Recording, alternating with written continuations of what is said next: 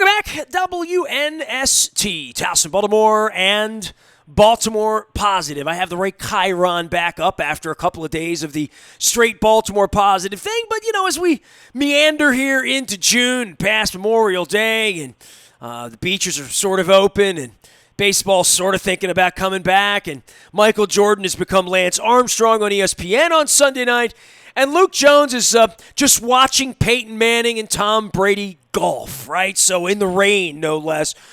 Luke, it's, at some point you and I are going to get back to like the Lamar Jackson and this and that and whatever, and it'll probably feel really weird when it happens, but I'm not sure it's going to happen anytime soon. But we're starting to get into this. Well, it's summer now. Are we going to play baseball? Are we going to have sports? Are we going to have beaches? Are we going to have restaurants?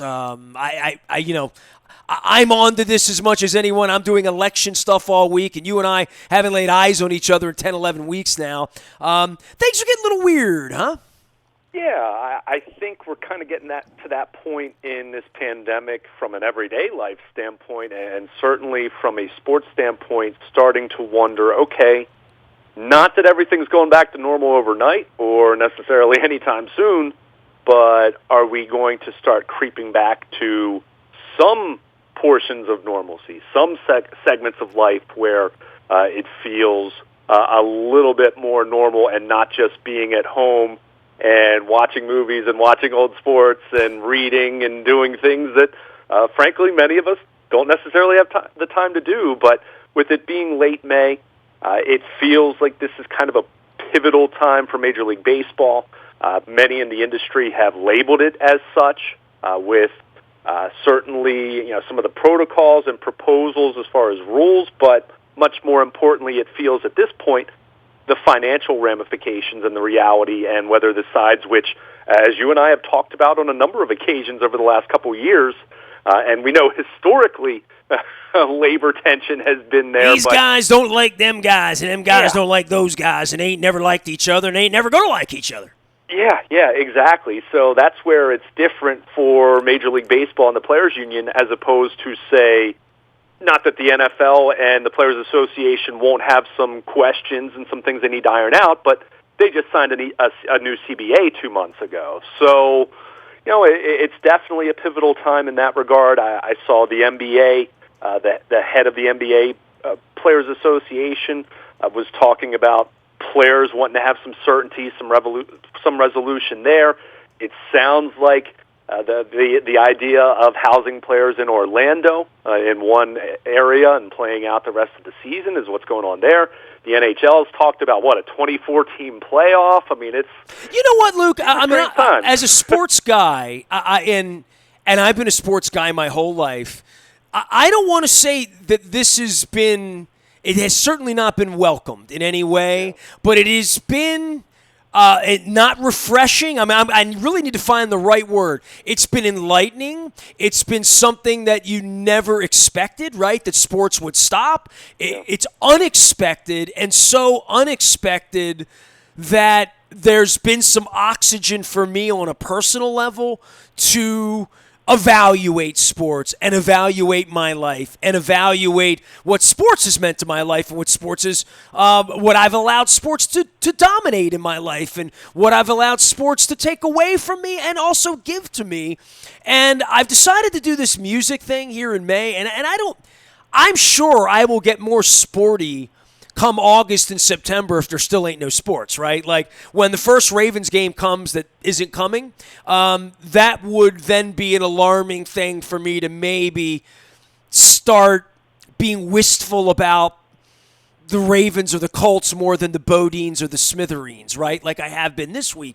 But it has been a nice little oxygen thing to say, all right, for a little while, that's one thing I've always given the most amount of attention to in my life. From the minute I woke up every morning reading a sports page when I was 3 years old, to all I ever wanted to do when I was a kid, to all I ever wanted to be, to putting together a scoreboard page every day of my life, and literally reading every sports transaction there was before anyone in the world could read it because I was the one that put it in the newspaper every night, to the last 10 weeks like if the NHL or NBA or if the Terps are going to get together and go play basketball, they'll knock on my door and let me know when they're ready to play. Between the beginning of this, and I think you know this about me, and now, I haven't really paid. I am not in the hairs of this baseball because I've been in the hairs of it for 40 years. I mean, it's the same argument they were having with Messersmith in '74, right? It's power, it's money, it's billionaires, it's millionaires. It's here's the pie. How much are you going to eat and how much am I going to eat? And let's fight over it. And they've been doing that all my life. So when they come out and knock on my door and say, we're going to play ball on July 7th, the Orioles are going to play with no one in the stands, wherever, then, I guess you and I'll start paying attention to who can get the 5 innings first as a pitcher, right? Because there's all of that goes into baseball that makes baseball way more complex about getting guys on the field, but way easier because they don't touch each other, right? When we watch guys golf over the weekend. And then there's the football thing where, like, we read the baseball rules and we see what the KBO is doing and saying, yeah, sure, Dick Cass, you're going to open Owings Mills. Sure you are. Good luck with that, pal. Good luck with that, Bob Kraft. Good luck with that, Jarrah. They all want to make money. They're all capitalists. They all want to see society come back. I want to see society come back. I want to go to the beach and not be so Caucasian, but I just want to go do something, anything. We're all getting stir crazy. But I still watch what happened in Ocean City over the weekend and seeing what's happening in pools in Missouri. And intellectually, I've done the research on the pandemic thing, and I'm not going to let this get to me. I'm going to sit here and do what I need to do. And when sports knocks, I'll be ready to listen. Believe me, I'll be the first one watching when the Orioles decide to play and when they figure it out. But all the rest of this, what do you say? Eyewash is your word, right? Well, I mean, so much of it, that's why I kind of said this week feels fairly pivotal for at least Major League Baseball, the NBA to some degree, the NHL to some degree, because at some point it's like, hey, in the case of the NBA and the NHL, are you going to finish your season or not? And if you're baseball, are you going to have a real season? Like what would constitute a season? 60 games, 80 games? I don't know, right? Right. I mean, we know it's going to be different. I mean, at this point, everyone understands that much, but is it going to happen or not? I mean, it's great to speak in hypotheticals, and look, there's uncertainty. There's going to continue to be uncertainty. I can't imagine any of these sports playing without some significant level of uncertainty until 2021. Who knows after that? I mean, with talk of timetable for a vaccine and what have you, but I think you do get to a point with those first 3 sports that I talked about where, all right, we're in June now, just about.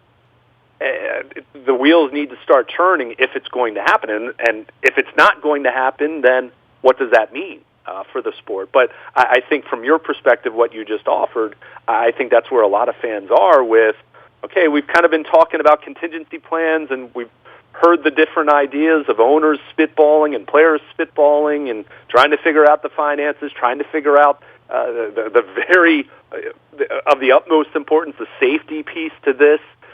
But it is very strange. I saw a stat yesterday that today or this Memorial Day was the first time we haven't had Major League Baseball in the United States since 1880.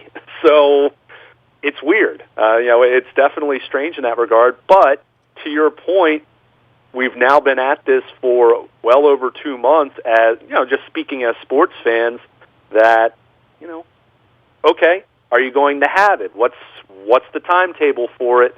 At some point it's got to come to fruition or it's not. And again, I'm not trying to endorse something that wouldn't be safe or something that wouldn't make sense, but at some point it has to either happen. Well, they're all holding on, right? Like they're holding on to the belief that maybe they're trying to talk themselves into it. I have all sorts of friends of mine talking themselves into everything's just going to be fine and everything's cool and let's go out and play, because that's what you've always done and that's what you want to do. And that instinctively is what we sort of, do. We get people get together. I mean, that has been the the life lesson for me in the first 10 weeks of this is how important people are to each other, like the Barbra Streisand song, right? And it is super weird. You know, I mean, we walked down to Mother's the other day, and I said to my wife, it's like a nice day. Let's put our mask on. We'll go get an egg custard snowball. We'll get some wings. And we went down there, and no offense, it wasn't fun. You know what I mean? It was more like, well, we did that, and it was less than fulfilling because it wasn't fun. The egg custard, a grown-up, by the way. It was a grown-up egg custard snowball. I mean, it had, like, vanilla Stoli in it. It was delicious. But, like, we were like, that wasn't satiating. That wasn't, like, that didn't replace going to Mother's and watching a game or having an omelet or sitting inside and looking at pretty girls and having the windows open and not wearing a mask and kidding around and, you know, Stings on the jukebox and whatever, right? People are walking their dogs. There was nothing normal about it at all. And I don't, you know, I'm not looking for, no offense, Dave Rather, I love you. I'll come down and get your Mai Tai wings. They were delicious. We brought them home. We ate them on the couch. It was fantastic. But I that's not something I'm going to want to do 5 days a week. You know, I'm probably better off just cocooning, given my wife's, you know, immune situation and testing and where we are, that I won't be the guy rushing out to a baseball game. Will I sit and watch a Double-A baseball team play Major League Baseball teams in an empty stadium where foul balls cling off at chairs and you can hear every sunflower seed get spat, although they're illegal now because spitting's illegal? You know, that if it ever comes back 4 weeks, 6 weeks, 8 weeks, the actual games themselves and the strategy and who's winning and who's losing will be a slight miracle next to nobody contracting the virus and giving it to their teammates.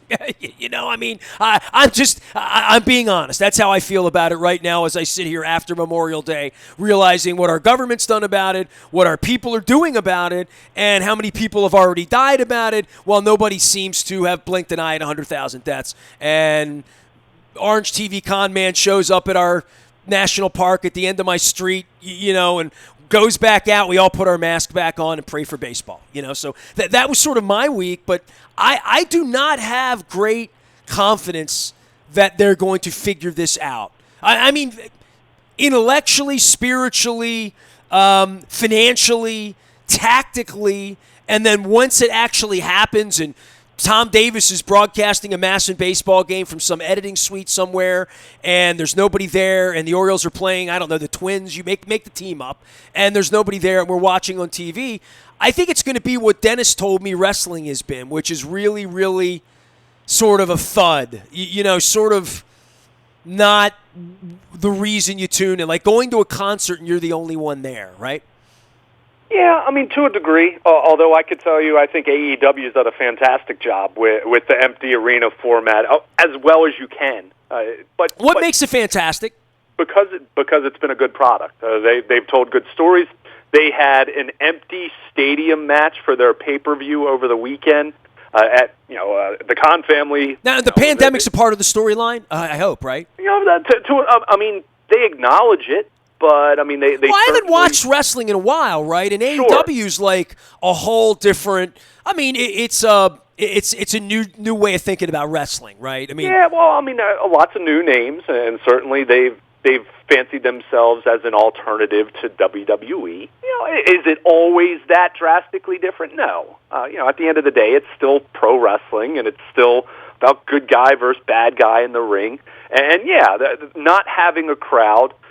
Not having a normal batch of fans inside an arena. It's weird. There's no question about that. But what they've done is they've had they've calculated having 15 of the other wrestlers who are there, and they're all doing testing, and it seems as though things have been okay in that regard.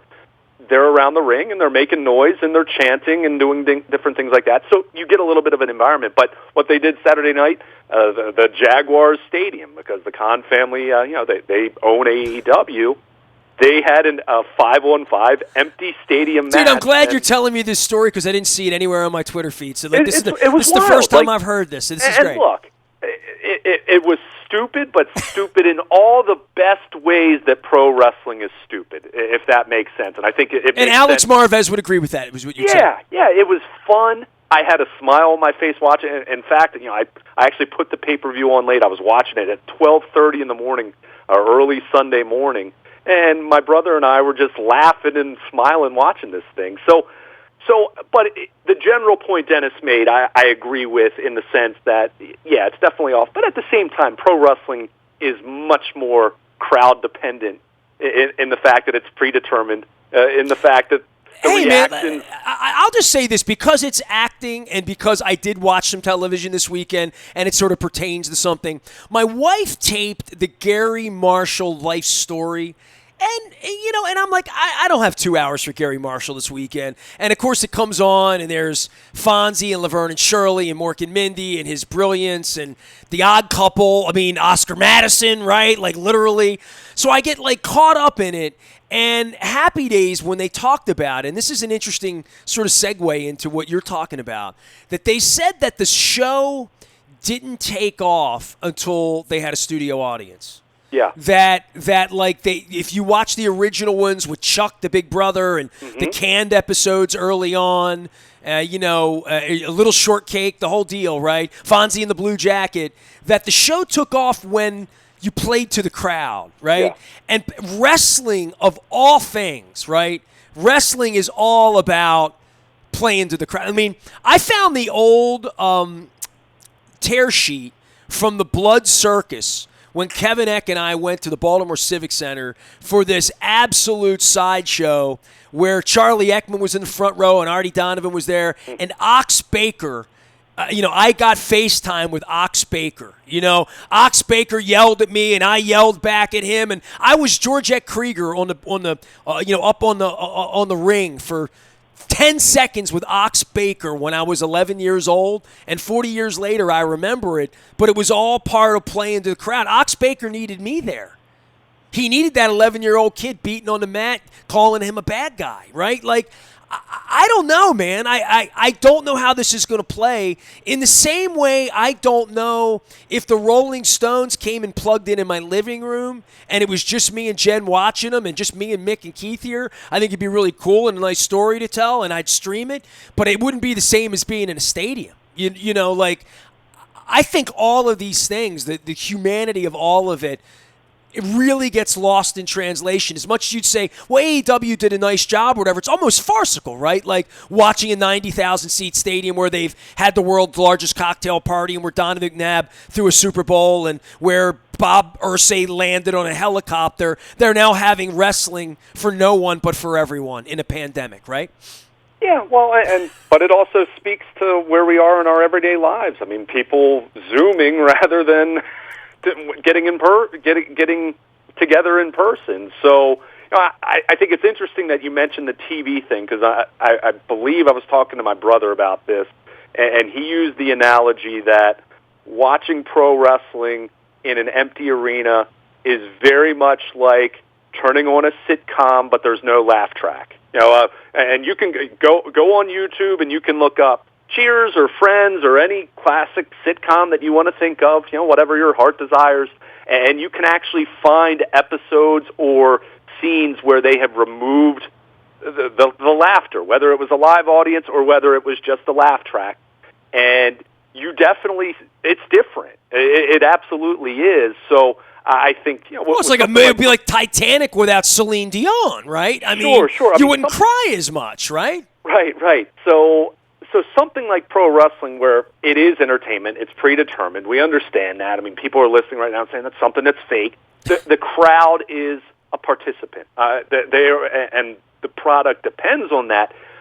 In other pro sports, while I think certainly the atmosphere is lacking, at the same time, Lamar Jackson in the midst of a play, now the celebration or Ray Lewis doing the squirrel or different elements we can certainly talk about, but in the midst of the play, it's still solely about the competition rather than eliciting a reaction from the fans. So that's where I think other sports it can work, but this isn't an all-or-nothing proposition. Well, dude, people love the Tom Brady, Peyton Manning thing, and that was a goof, right? Literally, people really enjoyed that, right? Sure. So So that's where I think the challenge will be beyond the obvious of working out the safety, working out the financial realities of it that are not going to be ideal for anyone in that regard. But from a presentation standpoint, the challenge I think is really going to be on the networks, and Fox and Joe Buck and have already talked about whether they're going to have kind of piped in noise on the telecast to replicate a crowd, even if it's just ambience noise, where it's just the general buzz of the crowd. I think TV networks are going to play around with that. I think they can certainly play around with camera angles and more boom mics. I know NFL head coaches probably won't want to hear that, but at the same time, hey, this is an entertainment industry that you're in. Ultimately, if no one wants to watch it, you guys aren't getting paid. So we need to do some things a little bit differently, and maybe you see that they take some cues from what we saw with the XFL, with a little bit more access, a little more unique access, and I think with the networks there are some ways to enhance your broadcast in a way that you normally, one, wouldn't have been allowed to, or two, have even thought of, and maybe you can make it work a little bit. I mean, talking to my brother-in-law after the Tom Brady, Peyton Manning, Mickelson, Woods matchup, the thing that he loved the most, and he sat there and he watched all of it. I watched part of it. I was doing some other things on Sunday, but he was just blown away by how entertaining the commentary was, because they had different voices and they kind of treated it a little bit differently in that way. Watching some of the KBO broadcasts on ESPN, of course, that's a really unique setup with having American broadcasters broadcasting from their homes, half a world away, for games that are starting locally, starting in Baltimore 6:30, for a night game in the KBO.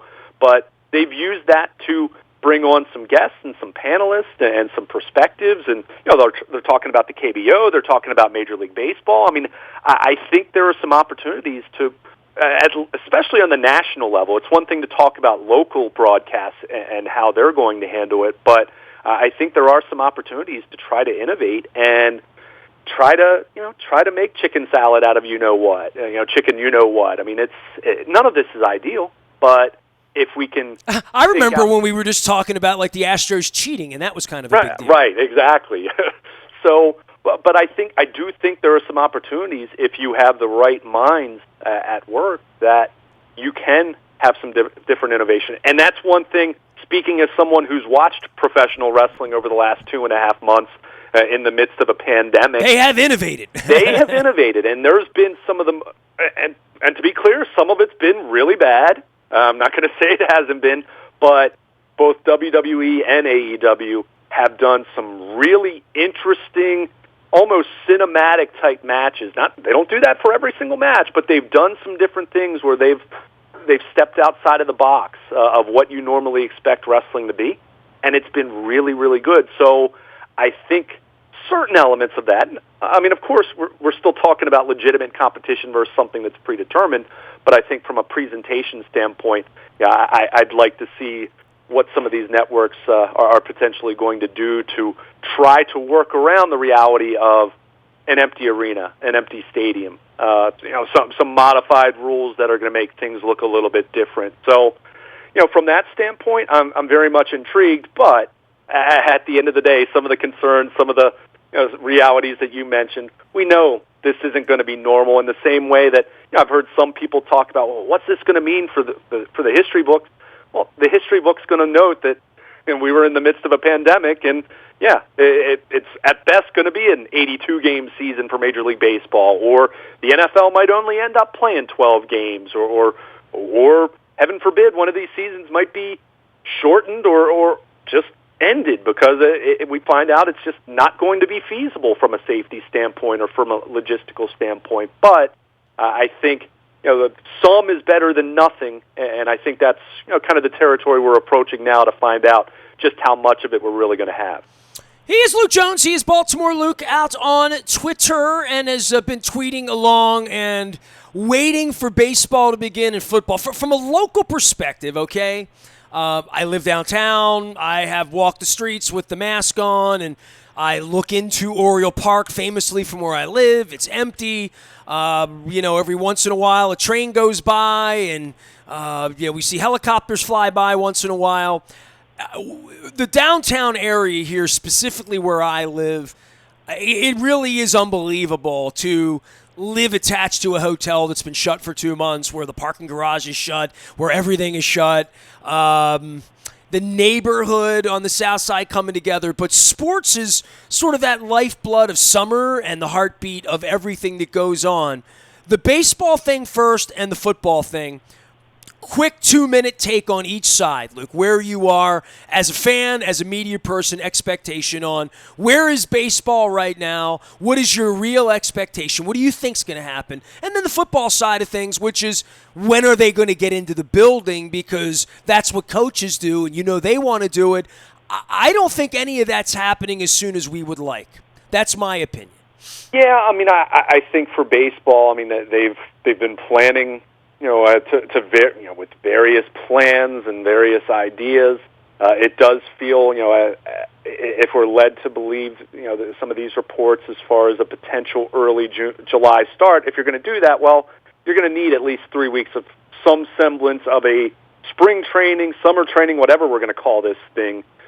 So you feel like you need a resolution in that regard. It does appear, with some of the reports, I saw The Athletic late Memorial Day weekend put something out as far as the owners considering not the revenue sharing plan for the salaries for players, which was considered so problematic because from the players' perspective, they worked something out back in March that it was going to be their prorated salaries depending on how many games they played.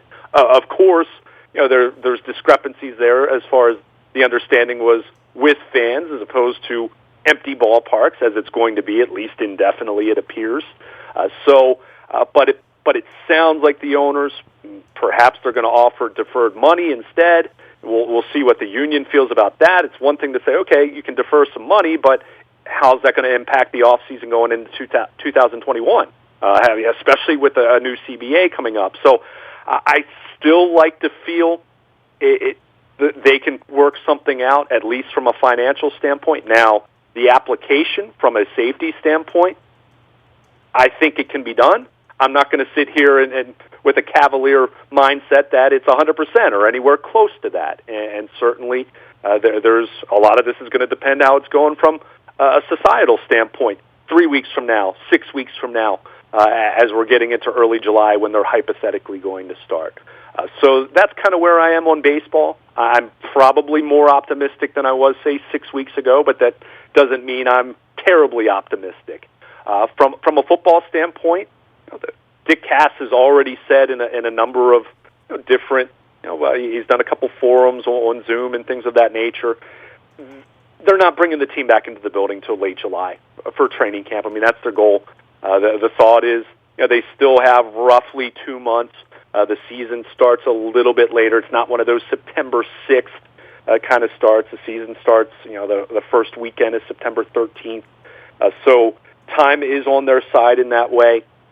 I think it's going to be really interesting to see just how rigorous their plans are, how rigorous they are in changing the building and altering the locker room and staggering changing times, staggering shower times, what they do for full team meetings. It's one thing to talk about a position group of X number of players. It's another thing to talk about your 90-man roster. I've thought, and I've even written this at WNST.net and some of my 12 Ravens thoughts that I do roughly once a week.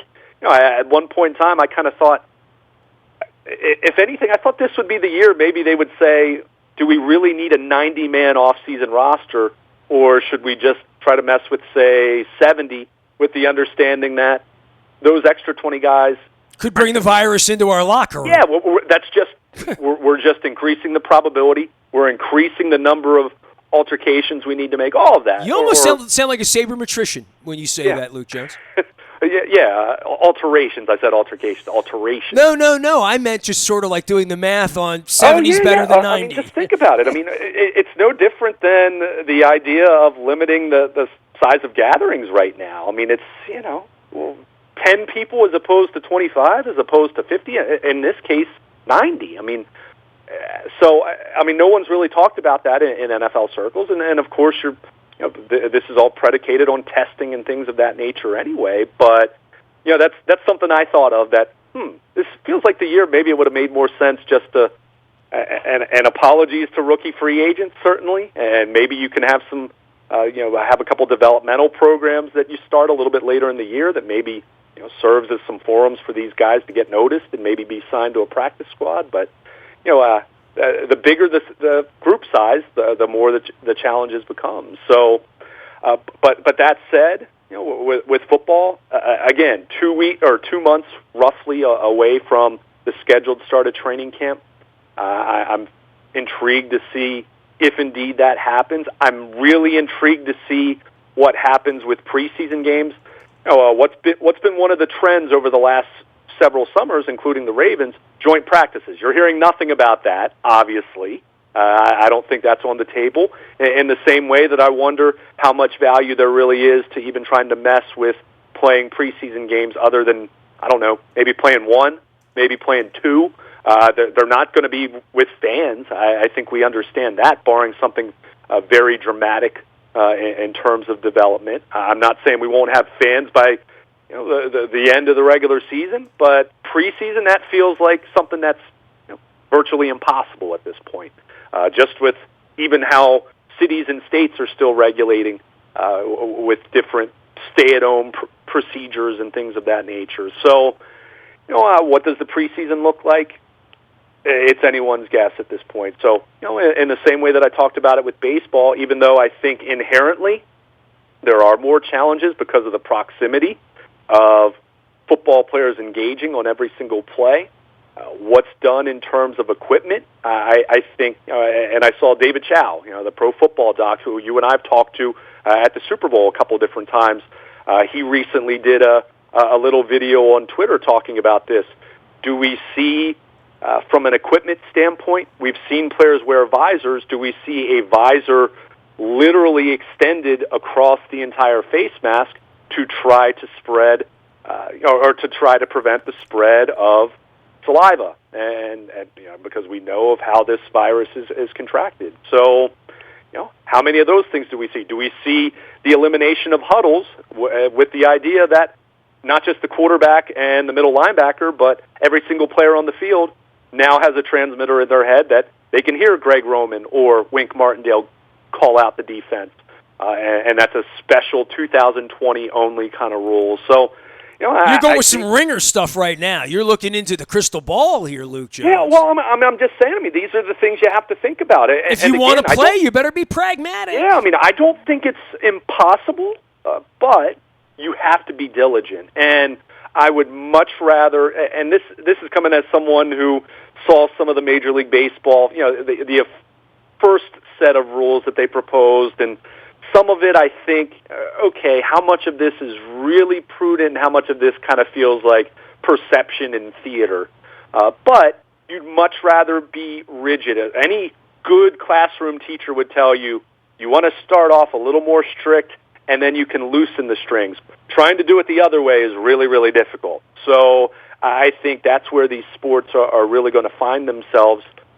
And, if you get to a point where testing is, you're able to regularly test and you're screening temperature and guys are healthy and, you have some semblance of not 100% certainty, but a high level of certainty that you feel good about it.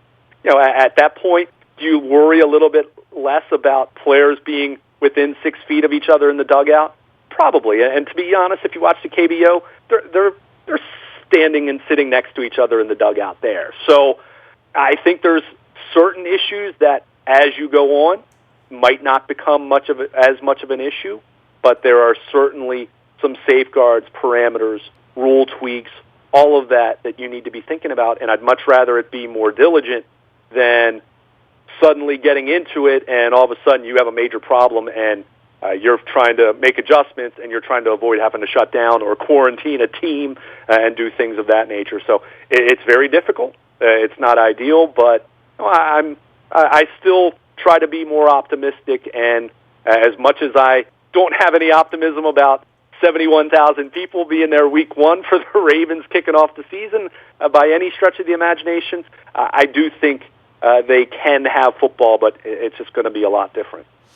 Well, we will be standing by and waiting while we vote this week, while we do Baltimore Positive, while we continue to talk about local things and local sports things. I promise to get back to some sports when there's some sports to get back to that doesn't involve Tom Brady and Peyton Manning playing golf in the rain. Luke, hang out. Get some sun out there on the farm, all right? I mean, that's one thing. You got the deck and the porch and some fresh air out there. We got Times Square and you got fresh air. But at some point, we'll get together and have some baseball and some football. We'll continue to check back in. And I know you are out doing Ravens Best Memories regular season. I've seen you counting things down and trying to put things into perspective over, 25 years of Ravens football now, right?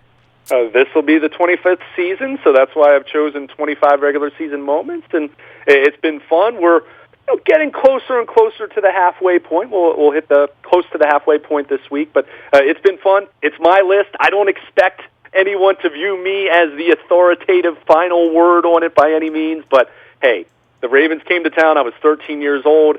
Right out of college, I had season tickets, and over the last 10 years, I've been fortunate enough to cover the hometown team. So I've got some different perspectives, and I've lived and watched it all. So it's been fun in that way, and I appreciate everyone checking that out at WNST.net. All right, my dude. Well, hang tight. Luke Jones is out there for anything Ravens, Orioles, breaking news still happens on our WNST tech service. All of it brought to you by our friends at Coons Ford of Security Boulevard. Dennis Kalatzos will be here on Thursday.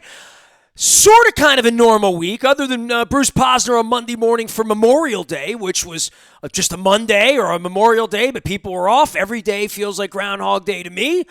Big appreciation to all of our sponsors. Leonard Raskin's going to join us this week. Mimi Brown from State Farm will be here, as well as Evan Brown from State Fair. So we're going to just sort of go around our sponsors, talk to some folks. Dan Roderick's going to join us this week. Of course, Don Moeller will be here, and all of the mayoral candidates, as well as city council president candidates. Bill Henry running for controller. He'll be here as well. Ballots in the mail. Actually, you know what? I'm going to show my ballots. First time I had a chance to show my ballot on the television, so I'm going to do that here. Ballots are in. Vote. It's important. I am Nestor. We are calm. We are local. We are Baltimore Positive and WNST.net, AM 1570, where we never stop telling local stories and waiting for baseball and football.